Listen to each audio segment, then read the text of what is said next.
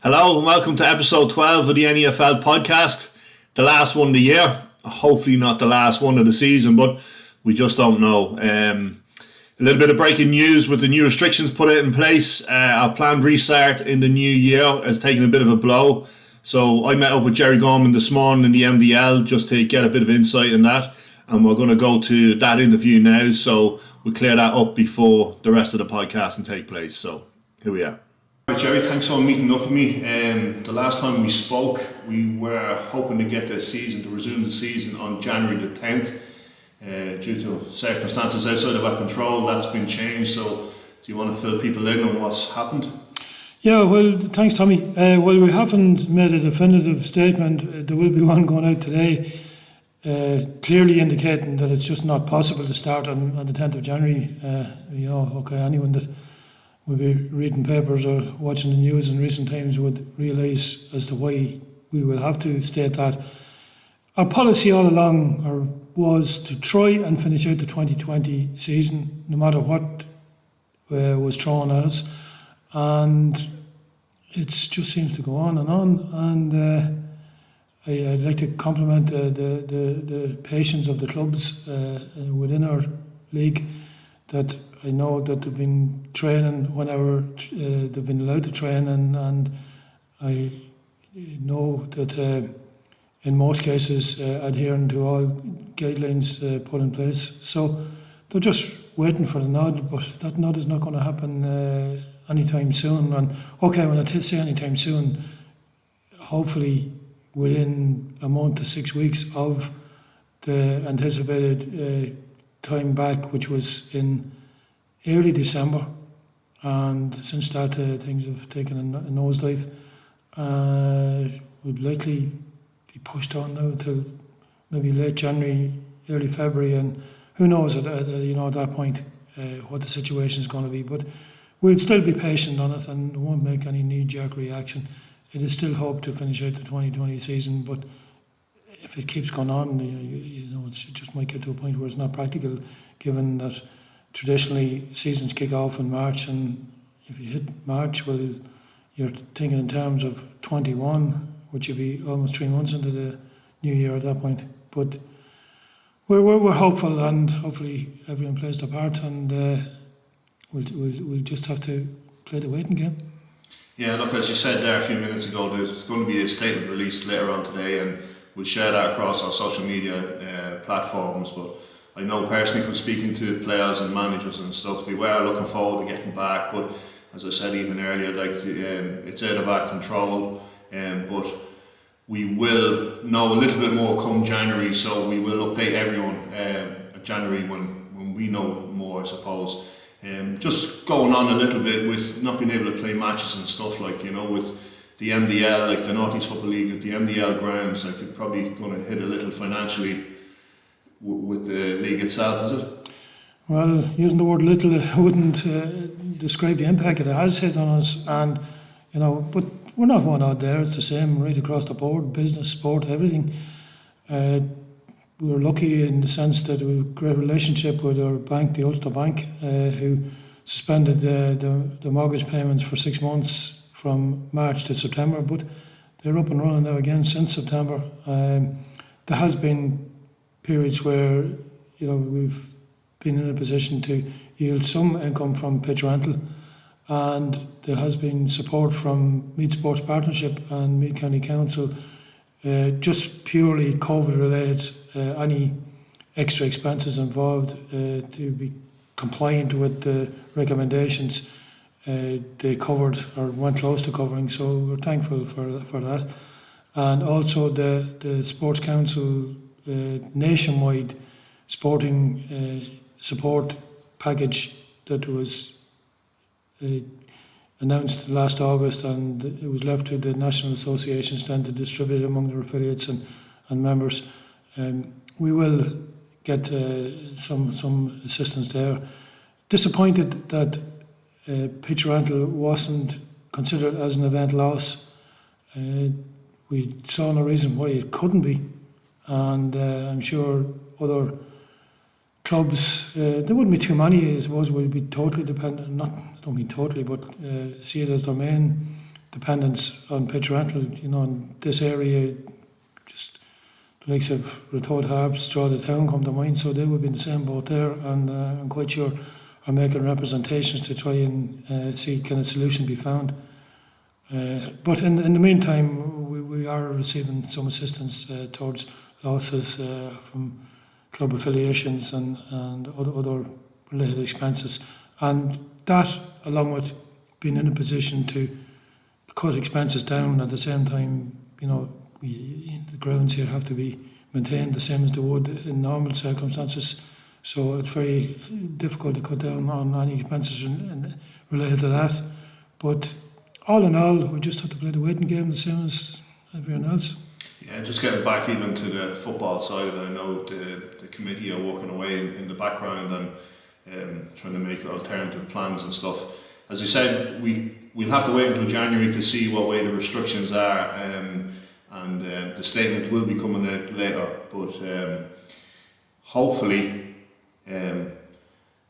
we still get our new season in 2021 going in March. If there's any hope of playing even as much as, say, the 40-year cup competition, we might have a look at that, but we won't know until January what way that'll go. That's a fair point, Tommy. And March is the time of year that's earmarked for the start of the calendar season.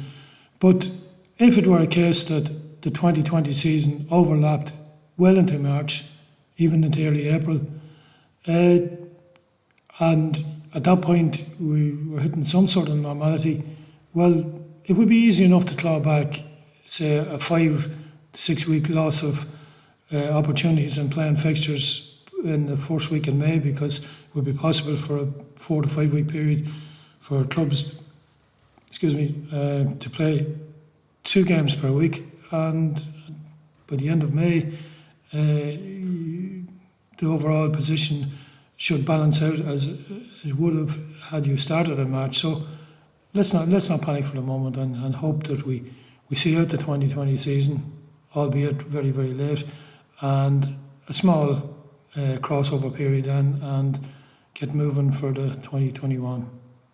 Well, Jerry, thanks very much for the update. Would you like to say anything just before you leave, like the message? Yeah, I'd like to wish everyone a happy Christmas. It's not normal times, I know, with what's allowed in celebrations and what have you, but wish each and every one, and just keep the patience as it has been applied over the past difficult 9 months, and we will see light at the end of the tunnel. I've no doubts about that. Jerry, thanks very much for your time. Thank you, Tommy. League Secretary Jerry Gorman there with the update. So look, as he said, let's just take it one day at a time and see what happens. With any luck, we might get to finish out the season, if in some shape or form, whether it be just the 40-year commemorative cup, or with any luck at all, the whole thing. But we can only take it one day at a time, and we'll look at it again in January. We'll do an updated video in January. Moving on with the rest of the podcast, I know I was supposed to do a sit down with maybe 1 or 2 guests and talk about the season so far and who I think is going to be favourites and why. I think are going to be favourites, but look, we don't know what's happening, so we might push that back to a later date and hopefully get a chance to do that in the new year. So because I've been to so many games this year and captured loads of great footage, I decided to do my top 3s of the 2020 league campaign so far. I decided to do my top 3 goals, top 3 saves, and top 3 games, and we'll have a look through them and see what came out. You might agree with me, might not agree with me, but shouldn't that what football's all about opinions. So look, what's the best place to start? And maybe it's the goals, is it? So let's have a look at the top 3 goals. Well, what I think is the top 3 goals of 2020. See if you agree. I've been lucky enough to catch a lot of great goals this season, and just been in the right place at the right time. This is just a couple that just made it outside the top 3, but I had to narrow it down one way. So this is number 3, and this is the opening goal from the game with Johnstown versus N.E.F.L. Great finish.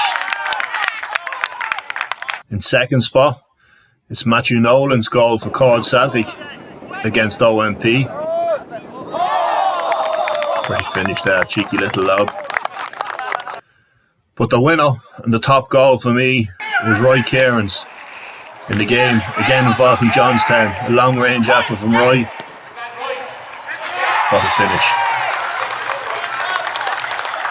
I don't think I'll have too many complaints on that getting goal of the season so far, well, than the ones I've captured.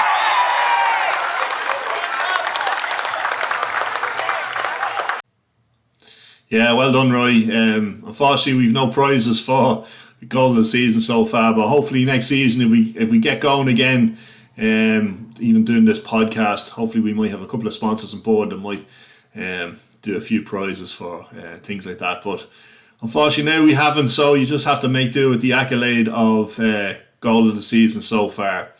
I know there was a few other ones in there, and it's as I said, like, you could be there all day picking them out, but so you have to pick some, and Christmas is coming, lads, and just get this over and done with.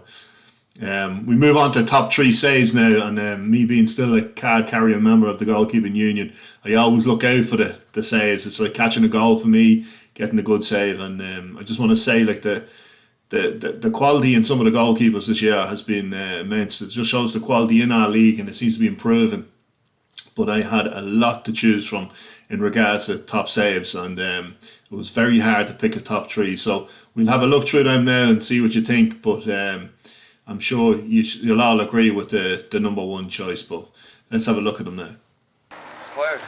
Yeah, just like with the goals, I had a hard time picking out some of the top saves. There was, as I said earlier, there was plenty to choose from. A lot of great saves, but as I said, I had to narrow it down to 3, and these couple here were just outside the top 3 for me.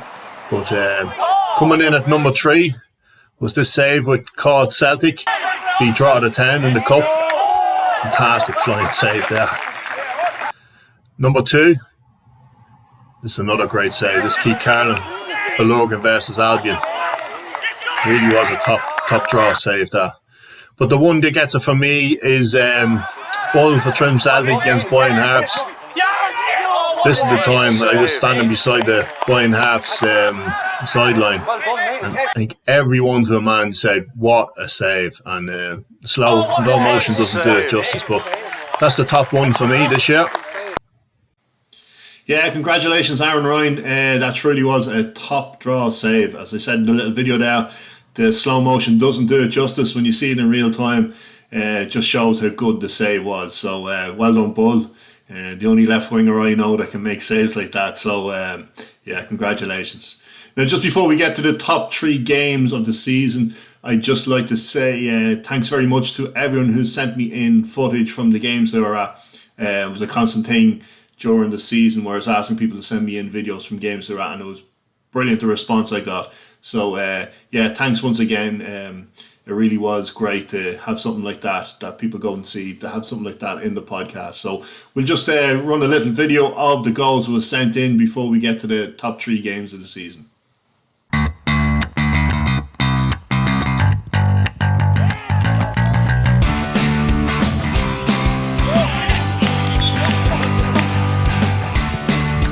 Bye, Stevie.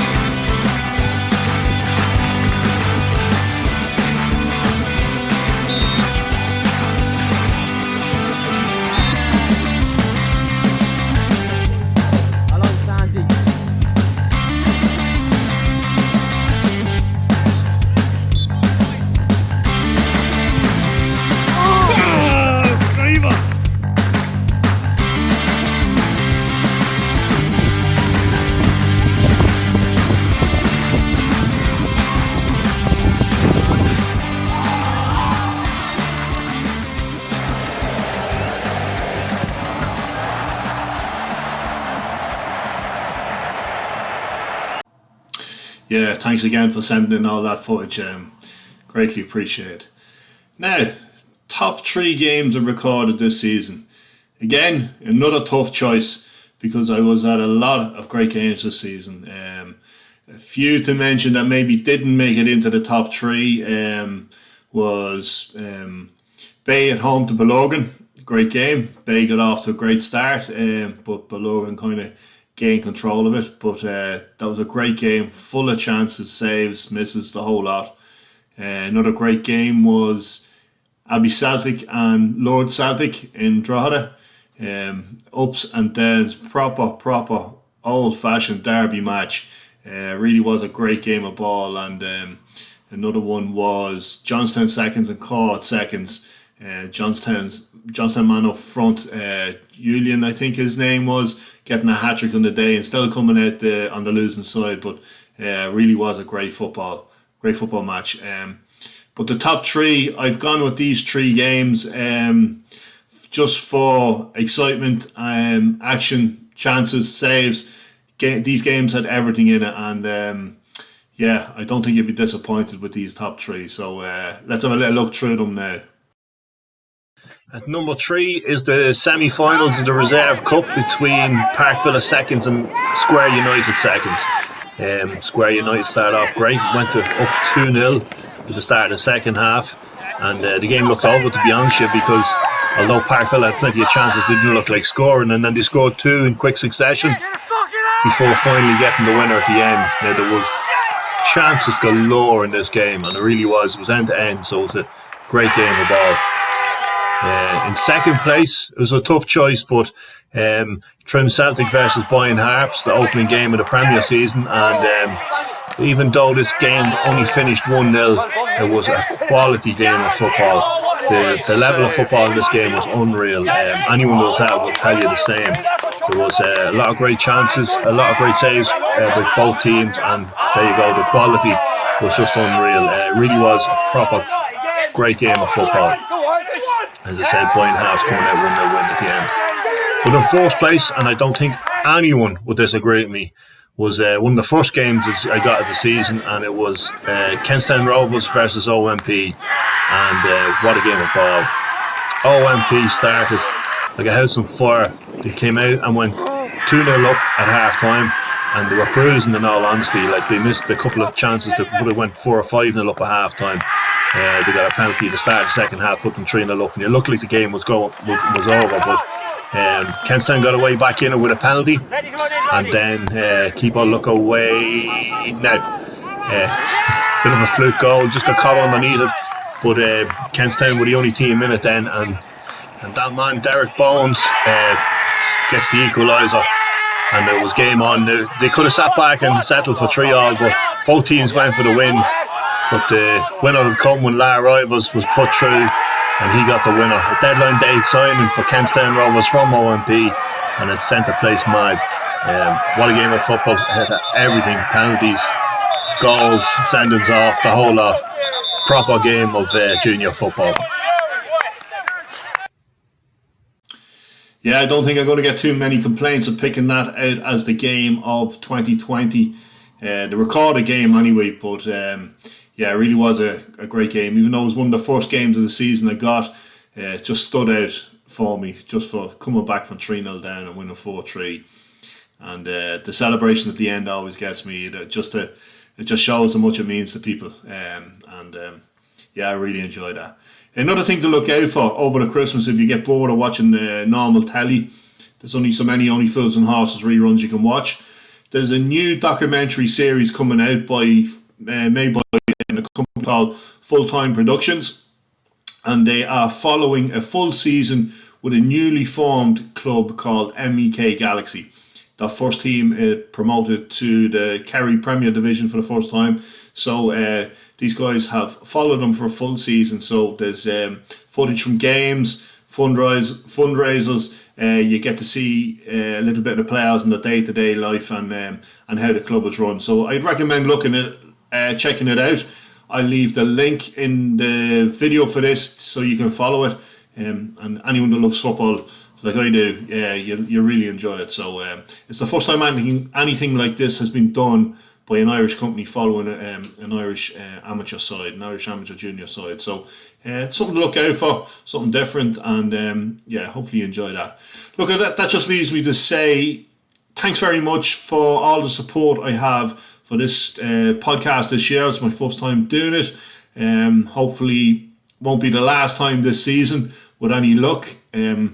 So next year, hopefully improve a little. It can't get any worse, to be honest with you. So look, we hopefully improve next year, and it just leaves me to say Merry Christmas to everyone and a Happy New Year, and hope to see you on the sidelines in the new year. So take care over the Christmas.